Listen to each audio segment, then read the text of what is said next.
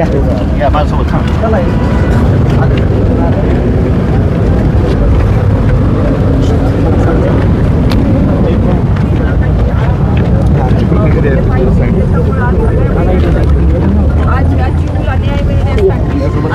फाशी झाली पाहिजे. चिऊला फाशी,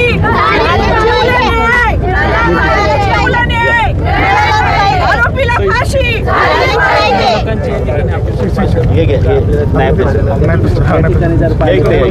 आंदोलन आक्रमक झाले पाहिजे. आपल्यासोबत पोलीस अधिकारी आहेत. सगळं काही तासात अटक केली.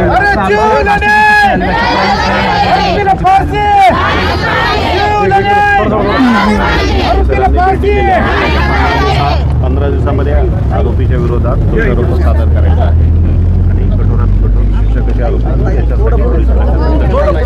आरोपी आहे निष्पन्न झाले. पोलीस अधिकारी काय सांगा.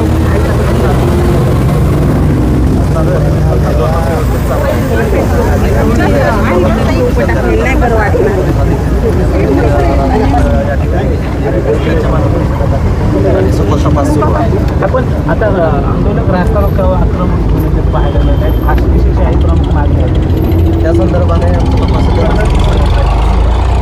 काय सांगाल. पोलिसांनी अवघ्या काही तासात आरोपीला जेरबंद केलेलं आहे. पोलीस सर्व प्रक्रिया पूर्ण करणार असं म्हटलं. महाराष्ट्र राज्याचे गृहमंत्री देवेंद्रजी फडणवीस साहेबांचं हे राज्य आहे. तर पोलीस यंत्रणेने खूप यांना मदत केली आहे. आरोपी अटक केलं आहे. त्यांचं स्वागत करतो मी पुणे पोलिसांचं. आणि दुसरी गोष्ट अशी, या घराचं पुनर्वसन झालं पाहिजे. जे आईवडील आहे खरं म्हणजे फार गरीब कुटुंब आहे.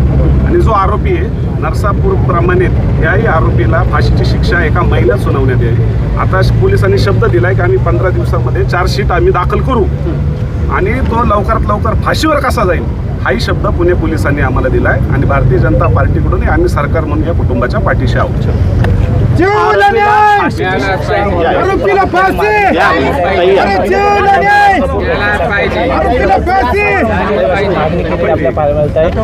आईवडील शेतात कामाला गेलेले असताना नराधम आरोपीने मुलीला घरातून बाहेर घेऊन जाऊसात शिवाय निर्गुणपणे अत्याचार करत तिच्यावर तिची हत्या केली. त्यामुळे या पुढच्या काळात या प्रकरणाला काय वळण मिळतं हे पाहणं सुद्धा महत्त्वाचं असणार आहे. हेमंत सापूर, झी मीडिया, जुन्नर, पुणे.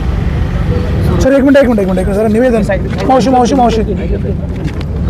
आम्हाला ग्रामपंचायतच्या वतीनं बरं का प्रशासन आणि पोलीस स्टेशन या दोन्ही आम्हाला सरपंच ताई आहेत. ते दोन्ही आम्हाला निवेदनं द्यायचे. आमच्या ज्या मागण्या आहेत ग्रामपंचायतच्या वतीने. सरपंच मॅडम तुमची काय मागणी. सरपंच मॅडम याच्यात तुम्ही सगळ्यांनी याची दखल घेतली पाहिजे. सरपंच मॅडम तुमची मागणी काय. आमची मागणी आहे प्रथमदर्शनी ही जी घटना आहे ती अतिशय वेदनादायक आणि संतापजनक आहे.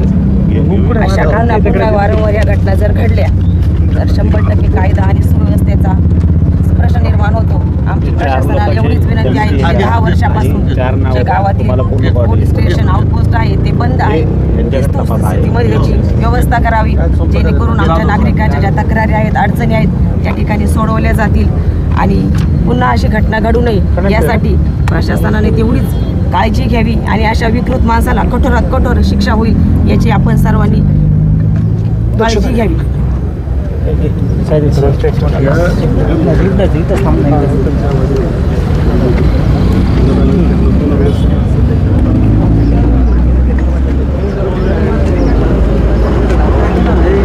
फोटो घेतला ना.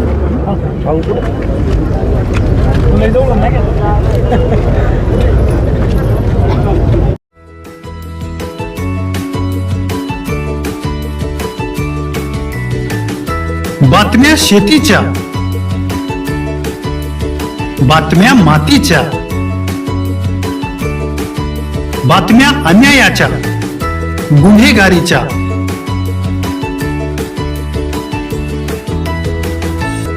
राजकारणाच्या आणि समाजकारणाच्या,